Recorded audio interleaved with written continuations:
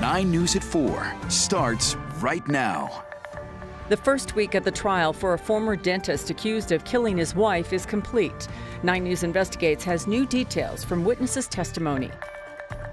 Western wildfires are making it harder on farmers as the Olathe sweet corn season begins.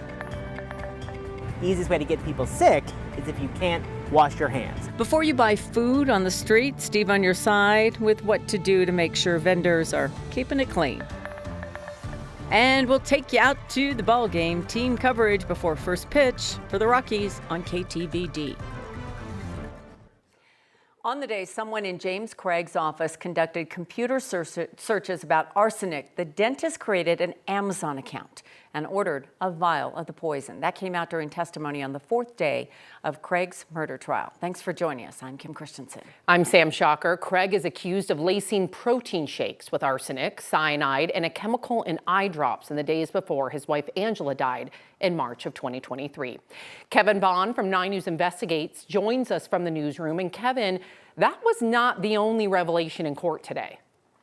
Sam and Kim, it was not. In addition to more testimony about poisons, the jury also heard that James Craig had drugged his wife in the past.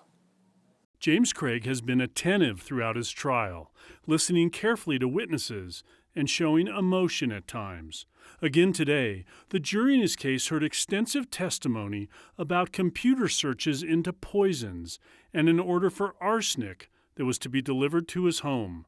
Within a week, Angela Craig began experiencing unexplained symptoms, and the week after that, she was declared brain dead. The question for the jury to decide will be whether James Craig is guilty of the charges he faces. Allegations not only that he killed his wife, but that he tried to get others to create false evidence, to lie to authorities, and even to kill witnesses. Just in the last few minutes, James Craig's business partner took the witness stand. Testimony is scheduled to continue until around 5 today and resume Monday morning. If convicted, Craig faces a maximum penalty of life in prison without the possibility of parole. Live in the newsroom, Kevin Vaughn, 9 News. Okay, so Kevin, you explained who's coming up next, and they'll be wrapping up soon. As you've been in the courtroom, how long are they presenting their case, the prosecutors? Are they going about the pace you expected? Things are going to wrap up in 3 weeks or so? They're moving at a fast pace. There's been a lot of really detailed testimony, but think about this. There are 74 people on the prosecution's witness list, and right now they're on their 22nd witness. They may not call all 74, but they could. So that explains the 3 weeks.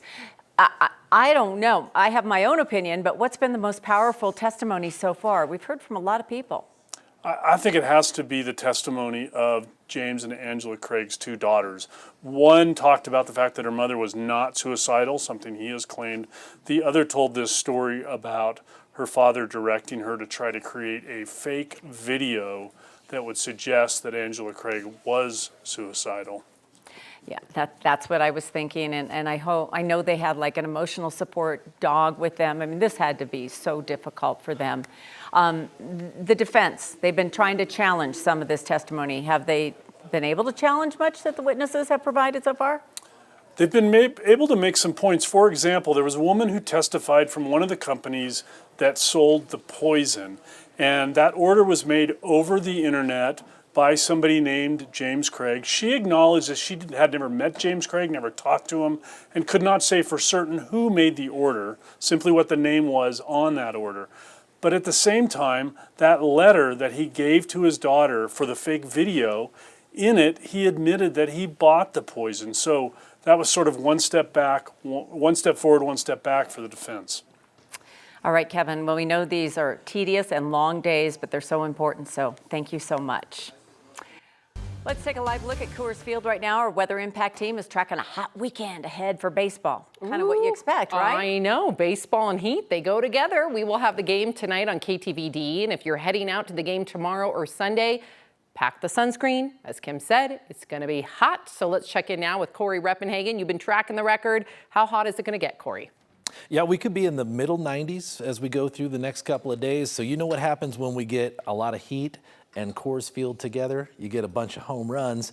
and that's what I'm expecting to see tonight and the next couple of days as they take on the Twins. Here is a live look over a Lookout Mountain, looking over the city of Golden. We had a storm fire up right over the Boulder County foothills near El Dorado and start to move out. It's over near the Erie area right now. You can see it just centered right over Erie right now, headed towards Highway 85.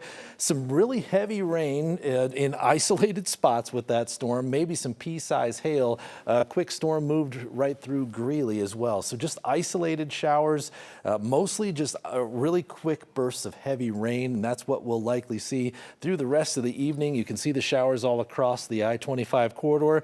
A flash flood warning in progress here to the north side of Raton Pass, including Trinidad. We already had 2 inches of rain down with that thunderstorm right there, and we could get another inch as we go through the next hour. Here you see the clouds building along the Front Range foothills. That's what could bring us an isolated shower through Denver over the next couple of hours.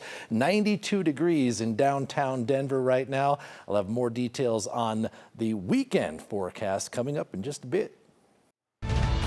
Thanks, Corey. Now to the wildfires burning across Colorado. In Mesa County, more than 450 firefighters have set up a base camp while they work on the Turner Gulch fire, and they're making progress. That fire is 34% contained, holding it around 15,000 acres in size. This is one of several active fires today. Yeah, we saw the one in Garfield County break out live on our show yesterday, thanks to Mark Salinger. At this hour, we're still working to track down more information on the size of this fire. Mark gave us a view of the aerial airdrops around this time yesterday. The Cottonwood fire, flat fire, is burning just outside of Parachute. This is a major priority for Colorado's first responders since it is burning near I-70.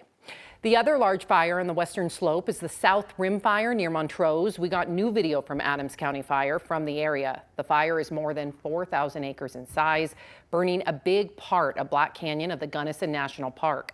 Firefighters did make some progress overnight, now with 14% containment.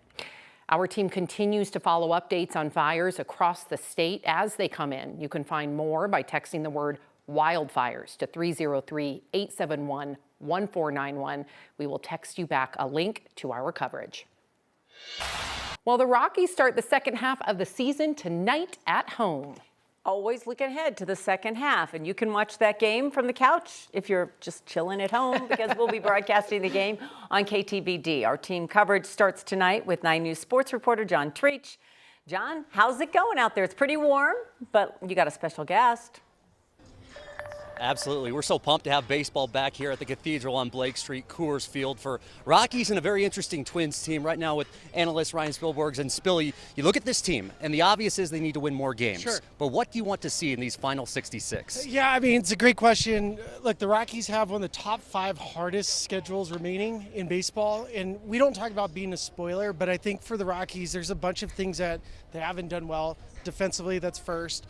I like aggressive base running, so I want to see them be better with their defense, with their base running, and then striking out. Like swings within the strike zone, I want more contact, I want less chase.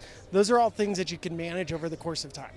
And you look at other teams who've had bad seasons, and they completely redid it the next year. But can the Rockies find maybe pieces of the future in this second half? Yeah, I think you're already seeing it. I mean, we know Tovar's a Gold Glover. Brenton Doyle has had a really tough first half, but he's been hurt. I think there's some guys around the diamond. Ryan Ritter's playing second base tonight for the first time in his career. Another young player that you can kind of build off. So there's been a lot of good stories.